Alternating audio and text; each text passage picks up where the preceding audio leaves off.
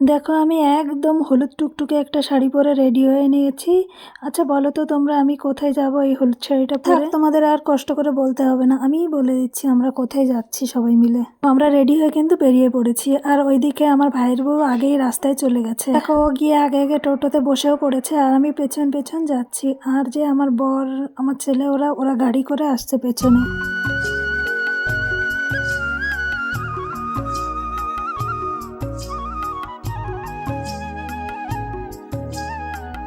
তো আমরা গল্প করতে করতে দেখো চলে এসেছি, আর এইদিকে আমার ছেলে, ভাই, বড় চলে এসছে।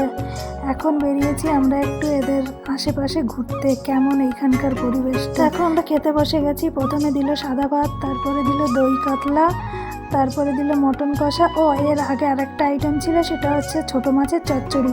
রান্নাগুলো অসাধারণ হয়েছিল। আমার ছেলে তো একদম বলছে নালির পিস চুষে চুষে খেতে হবে। তারপরে লাস্ট পাতে ছিল হচ্ছে মিষ্টি। তারপর রাত্রে একটা কেক আনা হলো, কারণ আমার ভাইয়ের বিবাহ বার্ষিক ছিল। তো এইখানে দেখো আমার বাবা আশীর্বাদ করে নিল, মা আশীর্বাদ করলো, তারপরে আমরা কেক কেটে খেয়ে নিলাম সবাই।